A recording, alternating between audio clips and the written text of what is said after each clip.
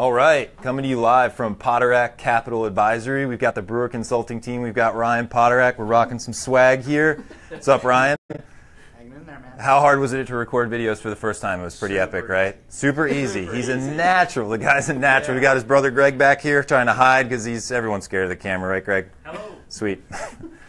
Got Ryan. What's up, guys? Rocking the swag as well. So we just finished up a custom funnel build for Ryan's firm, and awesome 2 days. Awesome 2 days. We accomplished a lot of things. We definitely are pretty tired, but I wanted to walk you through one of the most important things that we got out of this session. I think it's really important for advisors to realize this because a lot of people market the same way, regardless of where people are at from a relational standpoint with the firm. So what we found is there is basically two audiences essentially that you're going to be marketing to as a financial advisor. One audience is going to be in market for your service right now, right? They're actively searching for financial planning or wealth management or a financial advisor locally. And usually that's 1 to 2% of the population that could be actively in market for your service. And then you've got a much larger audience, right? Let's call it the 98%. So the 98% is not actively in market for financial advice, but they might be at some point. They might have an advisor that they're working with right now that's more transactionally focused. They might have not enough complexity in their life. They might be too busy. Maybe you just haven't become relevant to them yet, so they don't even know that you exist, right? That's more often than not the case with a lot of financial advisors. They have a unique value proposition that would resonate with someone, but they can't be found online. So you've got the 1 to 2% that are actively in market. You've got the 98% that might work with you at some point in time. How do you reconcile your marketing strategy to make sure you get in front of these people to be able to deliver the experience that you need to in order to get them to step across the table and actually become a client of your firm? So the 1 to 2%, what most people will do, there's two main approaches that most advisors take, if any. And that's first to either buy leads. They're essentially allowing another company to generate a lead that's not in their brand voice, and then they're paying for essentially a cold call opportunity with a prospect that has no idea who they are because they just bought a lead, right? So that doesn't work very well. It's expensive, and you're relying on someone else's message and story or whatever they said to get that person on the phone to talk to you.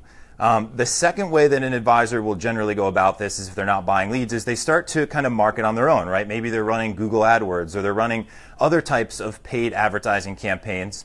The challenge with that is you're getting a lot of unqualified traffic. So you're getting a lot of people that are clicking on your ad that aren't necessarily ready to buy at that point. They're still doing due diligence, and they're driving up the cost per click on all of your ads because your ad might not be relevant to them at that particular point in time. So you're generally going to spend anywhere from $25, even upwards of $50 a click for some of these really competitive search terms.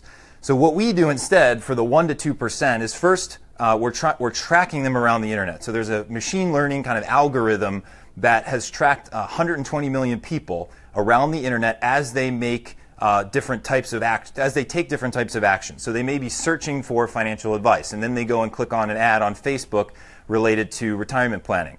After that, they might consume a video on YouTube or something.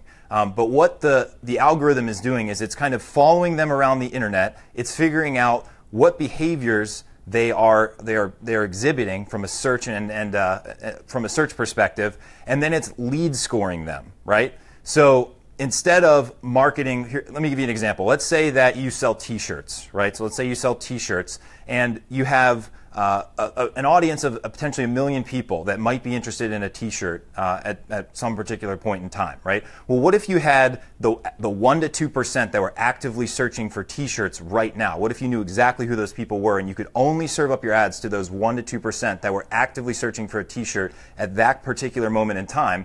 Well, guess what would happen? Your ads would become super relevant. It would reduce your cost per click, and you would be able to get much more qualified leads because we know that they're in market for that particular service. So that's essentially what's happening here. It's using machine learning and kind of big data to essentially follow people around the internet, see what type of behaviors they're exhibiting, and then scoring them, lead scoring them for a particular service based on the search patterns that they've exhibited inside of search engines and other ads that they've clicked on. So instead of serving up ads to a cold audience with no relevance, you're essentially serving up the ads only to the people that are actively looking for that service at a particular point in time. So that's what we do with the 1 to 2% that are actively in market. The 98%, which is where a lot of advisors fail miserably, is the people that may or may not be looking for your service at some point in the future, but they're not ready yet, right? So we have to nurture them. The way that we do this is through video content. So there's structured video content and there's unstructured video content. The structured content is basically designed to warm them up over time, because most people, if they're not in market right now, they don't really know they have a problem. They're comfortable with their current situation, at least enough to where they don't want to change. So we need to help them illuminate a pain, illuminate a problem in their life, and get them to understand that the solution that they have right now, or the result that they're after, it lies with what we have, right? Or they're not going to get to where they're wanting to go. So the goal with the video content is to first become relevant to them, help them understand that they're in pain, and then after that, we start to share different types of content to basically allow them to build a relationship with us over time through video content. And that's through multiple platforms like Facebook, LinkedIn, different types of social media platforms. The reason why video is so powerful is it allows you to communicate the nuanced aspect of what we do as financial advisors. If you just look at text or blog posts or any of that stuff, everyone sounds the same. But if you can get on camera and you are passionate about what you do, you're a fiduciary advisor, maybe you're fee only, maybe you use DFA and Vanguard, and you build phenomenal portfolios for people and you help them with their financial planning, you get them to where they're wanting to go in their life, but nobody knows who you are, nobody knows what you stand for and why you stand for it. Well, why would they ever work with you? Why would they ever think that you're different than the Edward Jones or the Merrill Lynch advisor who is part of a massive organization spending millions of dollars to basically brainwash people that all advisors are the same, right? Well, they wouldn't. So that's why we use video content to essentially first establish the relevance and then communicate the nuanced aspect of what we do by sharing our personal philosophies with people, sharing educational content, sharing lifestyle content to show them how you are with your kids and your family, so that, again, they build that relationship with you and they have that connection, right? So we've got the 1 to 2%, we've got the 98%. Some of them are looking for you right now. And the question is, can you be found? And if the answer is yes, are you paying too much for that? Is there a better way? I would argue that there is a better way.